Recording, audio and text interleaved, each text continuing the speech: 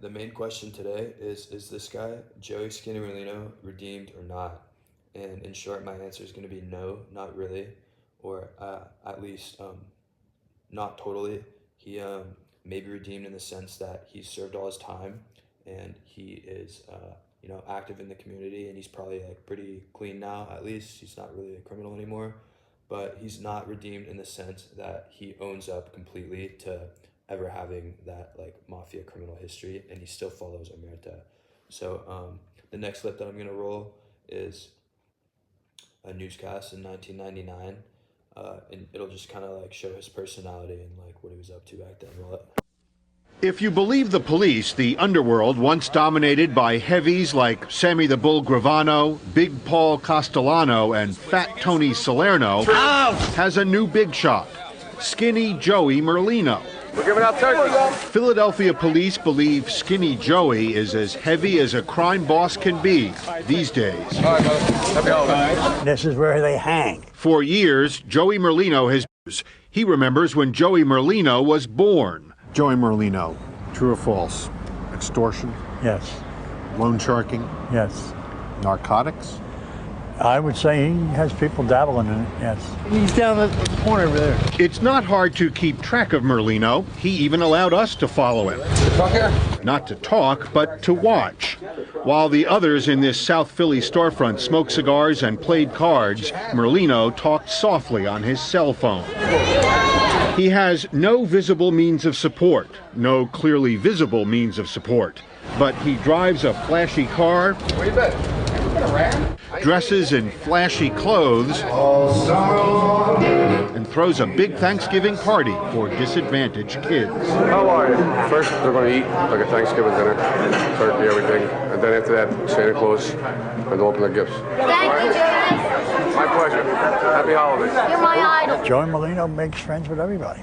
Yeah? Everybody. Except the people that want to kill him. Organized. Okay, so you're growing up, and in terms of your dad, did he tell you what he did for a living, or what did you think he did for a living when you were a kid? He worked at a mechanic place, Armstrong Springs. Okay.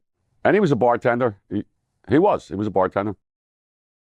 Okay. Well, he owned a bar at one point, right? Yeah, he had a bar. Okay, so that's pretty much all the context you need to know about Joey going forward.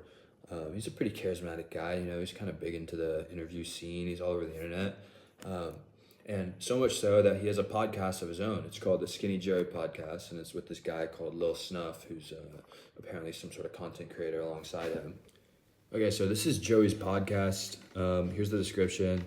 Life and times of Joey Merlino have been told through newspapers, tabloids, and media for decades. Now here's story as he embarks on his new endeavor, storytelling, digital space, alongside host. Talks about politics, entertainment, sports, criminal justice system, true crime, opinions, and philanthropy. And so nothing crazy, I feel like he's kind of using his namesake just to boost random topics and get views on YouTube. As you can see, his popular videos are sort of just random. NFL Week 4 picks, crazy Vegas gambling story, armored truck, I guess that's Mafia related, justice system, like he's talking to Ric Flair. He has a series called Rat of the Month, and I watched a little bit of that one, and he's just exposing some guy that he doesn't like who ratted or something. More Rats of the Month. So it's sort of Mafia related and also just sort of based around his personality as like this like ex-Mafia kind of like tough guy. But it's sort of just entertainment, Okay, so one of the themes so far is that Joey doesn't really shy away from any attention. He really likes being in the spotlight. He doesn't have a problem talking to media, as you saw in that first clip, or even having his own podcast. So much so that Joey has started a cheesesteak restaurant in his local community. It's called Skinny Joey's Cheesesteaks, and it actually opened last month, March 29th, in South Philly. If you ever have a chance, stop by. Maybe it's pretty good. I'm not sure. The reviews seem fine. I'm going to show you the website just to kind of prove a point. Okay, so the main point I'm trying to make showing you the website is that Joey's own personal image and brand are inevitably tied to whatever he's doing, and I think it's super intentional, clearly. So like his face and name are all over the sign. This is the website. I'm with the Skinny, the Skinny podcast, more merch that's expensive and just like about him and his like, hat, whatever.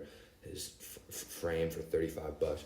More of the Skinny Joey podcast, and a lot of these clips are just random clips of his Patreon, guests on his podcast talking about random things. So it's clearly really tied to his own personal brand, which is also helping him to build his business, Mob Boss to Cheesesteaks, redemption rather than his business, and to just clear his name to the public. I think it's just a win-win for him. The more attention he gets, the more positive attention he gets for his restaurant or his podcast or things he's doing in the community, the more his name is sort of just as the ex-Mafia boss guy who's now gone clean, gone legit. It's like a public figure. So Joey's pretty smart like that. I think he's a good businessman at the end of the day. And I think he's pretty harmless. Would you do the same thing? I personally think I would if I was in Joey's position.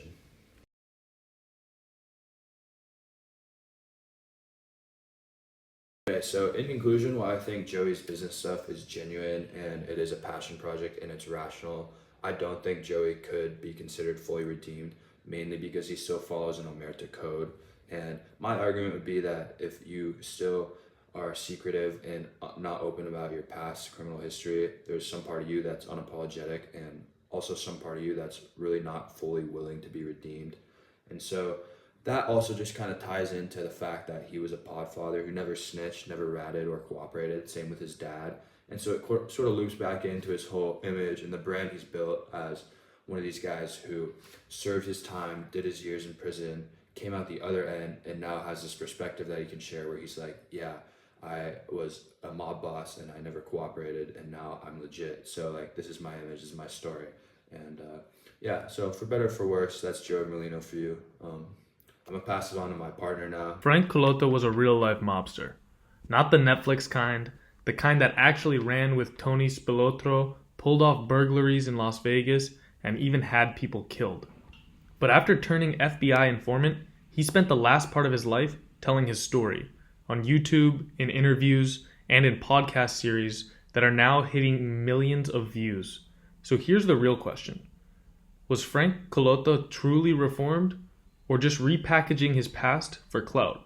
Let's find out. Let me ask you, did it ever did it ever haunt you at all with the decisions on what you did? Did it ever middle of the night, you're like, shit, I really did this? No, it bothered me. I mean, it's not something you relish in doing. But after I rolled and seen the light, let's say, of course it bothered me. Interesting. And I think about it. I think about the faces all the time. Do you really? Yeah. Till today? Oh, yeah. I could picture their faces like right now looking at you. How do you process it? Like, how does it happen when you're sleeping? It's done. It's over with. There's nothing I could do. You can't bring them back once it's done. Am I sorry for my sins? You bet I am. He sounds reflective, even remorseful. But we're not stopping there. Cullotta definitely cashed in on his past. He wrote books, gave tours in Vegas, and went on popular shows like Valuetainment, often playing up the former hitman angle. Let's be real. People love a redemption arc, especially if it comes with mob stories and a Brooklyn accent. But here's what makes his case tricky. He did cooperate with the FBI, testified against Spilotro, and lived under witness protection. That's not just content. That's real risk. And yet, he also avoided certain topics, like how many people he really hurt. He was unapologetic about some parts, and he didn't talk much about the rebuilding, only the retelling. Went right by his house, walkie-talkies, and that's where I killed him in his home. Okay, and I guess in your book you said, I loaded the gun, put pillows from a couch over the listener's head to muffle the gunshots, and emptied it into his head. I had to take 10 rounds, but listener was fine. A little more than that. We dragged him outside to the pool and dumped him in. The body floated for a few seconds and sank to the bottom. Yes, that happened. You want me to say that? I mean, that's what it happened. Well, yeah. I mean, when I went in the house, I shot him immediately in the back of the head. He proceeded to run. Here, it's almost like he's still proud of it. The tone doesn't always match the remorse label. So, is Cullotta using his story to help others or just to make money? There's no evidence of charity work or mentorship. He's never started an at-risk youth program. Instead, he leaned into the brand. Hashtags like mob life, real gangster, and omerta, they don't scream redemption. He made content, built a loyal audience, and kept the legend alive. Does that mean he wasn't reformed? Not necessarily, but it does raise the question, was the story more about healing or more about the hustle? But here you are, essentially a career criminal by your early 20s, and then in 1962, you're 24 years old, and you end up killing William McCarthy and James Maraglia. You misstated that. I was involved. I stole with these guys. I stole with them. It was either I give up Billy McCarthy. If I didn't, then I would get killed.